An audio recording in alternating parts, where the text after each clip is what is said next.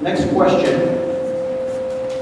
This has been discussed in the past, and I don't know that the issue has ever ended, quite honestly, and that is the potential takeover of waste removal by the township in lieu of the existing services.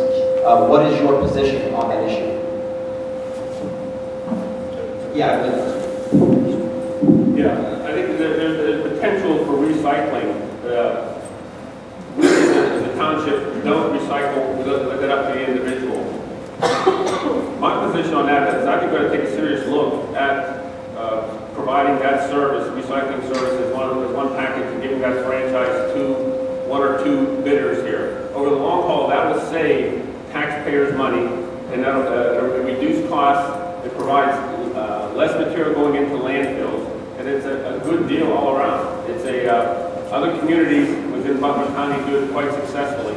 I think that's something that we have to look very seriously at, and it's something that as trustee I would seriously consider. Is your specific to recycling or waste removal in general? Recycling was the one we're talking about. That's the one piece that's out there. The recycling piece. Waste removal, I don't separate this. It's more the recycling thing that I'm familiar with. The concept has been successful in other townships. Bill? Honestly, I hadn't heard that proposal, but no, I think it would be a complete waste.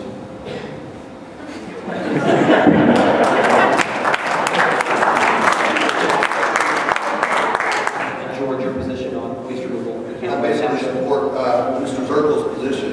The government shouldn't be in the business of choosing winners and losers. The market should regulate it. When we get involved, there are always unintended consequences. One example. Recently, not recently, 5 or 6 years ago, Westchester started aggregation for our utilities. About a year after we started aggregation, after we moved all of our business, that you guys had the opportunity to pick your provider and send it to a company out in, I believe, New Jersey. Duke had to lay off 400 people here locally. Maybe it was 200, I don't quite remember. Is there a direct correlation? Is there an unintended consequence? I believe so. I believe the market should regulate that, not the government. One thing I'd like to add, too, about the outsourcing, and I really want to applaud Bill Zirkel. His group did a tremendous amount of research, and while I disagree with him on the revenue side, I agree with him fully on the work that they did to decrease the cost of government, and Bill really was the guy pushing that, and we disagree on some things, but I applaud him for that. Great. This last question will start with Bill. I believe it's appropriate that this question starts with you. What is your personal philosophy concerning Westchester becoming a city?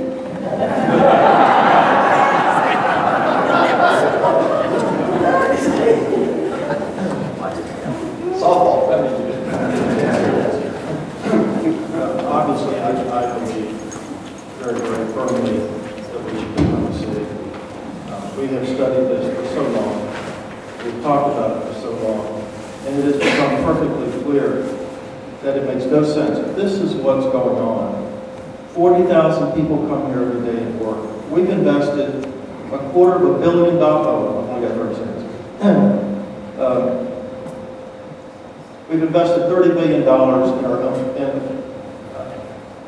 $250 million in our infrastructure in the Union Center. We've given almost $100 million worth of tax abatements, and we're not getting in return what we should be getting, and that's the commensurate tax relief. So I think it's important, again, that we take a hard look. Please sign the petition. The Ironing Board Brigade will be out again. We're going to finish getting the signatures and put it on the ballot for you. And this is a very, very important discussion. George, your position on Westchester becoming a city? I have appreciation and respect for Bill's reaction on this, but I totally disagree with it. While the rest of the economy has been suffering from a jobs perspective, Westchester has flourished and prospered. The primary reason people are coming here, businesses are relocating here, is because they can come to Westchester and make more money. And businesses only exist for one reason, to make the maximum amount of profit the market will allow. I would be against anything that would kill our golden goose. And a lot of people say, by taxing businesses more, we're going to lower taxes that we as citizens pay. You ever seen government give money back? I don't believe it. And all we're doing is it's a shell game at best. Businesses don't pay taxes. You increase the tax on corporations, and this tax is not only on individuals, it's on corporations. They're going to pass it along to all of you. It's called cost shifting. It's an invisible tax increase on the public. Don't give the government more money. We don't need it. The only way to shrink the government is to lead it financially. Tony, your position? I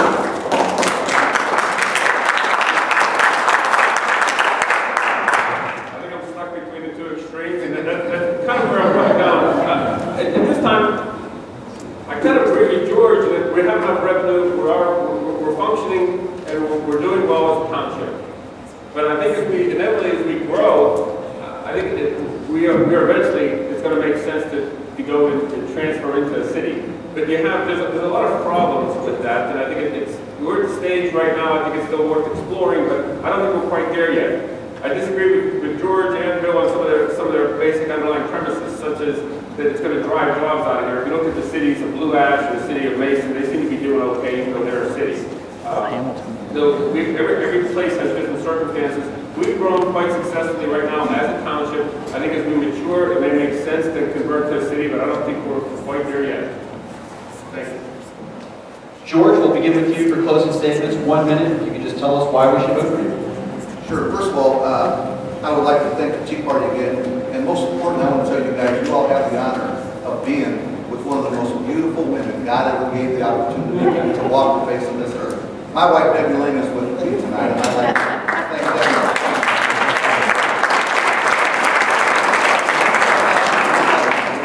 It's on your back, and people are coming at you all the time. And this woman has stood by me for over 3 decades, and I'm telling you, she's an amazing being, and life is just better with Debbie Lane in it. You guys know my record. I've been running 8 years. I'm hoping that I've earned your vote one more time.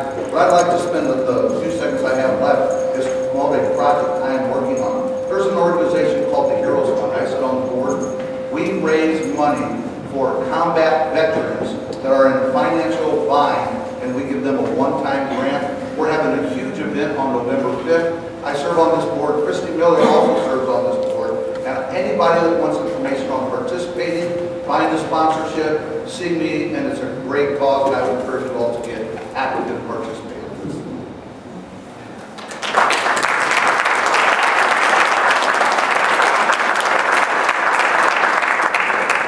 Tony, 1 minute for you. Thank you.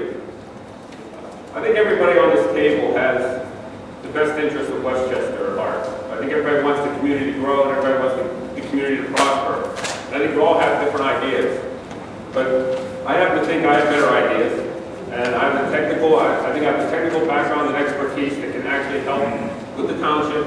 I have professional experience, not only from a technical standpoint, but from management, project management, fiscal responsibility for offices and profit and loss centers. I think that's a new sense, a new breath of fresh air that I can give to the township. Because I think I'd like to restore, I think I'd like to take some steps to restore integrity to the offices of trustee and transparency. I'm not going to operate a business on the side. I'm not going to be collecting money from lobbyists during the day and then representing and advocating, giving away taxpayer dollars at night to some of those same businesses. That's not what I'm about. I'm running just to restore integrity and to manage and help Westchester grow with a deep integrity. And I appreciate your vote. Thank you.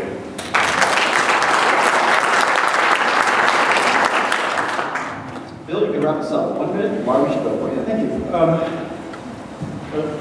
I believe that we've heard some good examples of spend, and let me give them to you. Don't give us more money.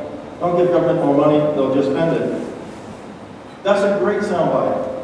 But the fact is, we are giving away money. We're giving it to other people, I guess, so we don't have to worry about it. This money is being paid by the people that work here to other communities because we don't collect it. There's no sense in that. If we receive that money, we have a way of making sure that it's used to replace the police and fire levies. We want you to take a look at the Committee for Westchester website. It should be up tonight. And what you'll find there is a slate of candidates, 7 people that have committed that they will run for city council. And there's a platform. I think you should take a look at the platform. These are people that you know, that care a lot about the community, and will help you understand where we're coming from. If I'm elected, I promise you I'll create no spin zones at the Township Hall to put a stop to the spin. The committee has also proposed, and I'll carry forward, the concept of a model ethics policy implementing that at the Township.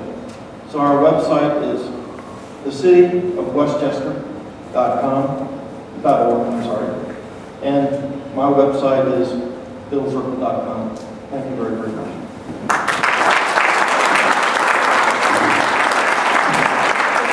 Thank all of you for running. This is it's a time commitment, it's a monetary commitment, and regardless of who wins or loses, we thank you that someone stepped up in our community to offer public services.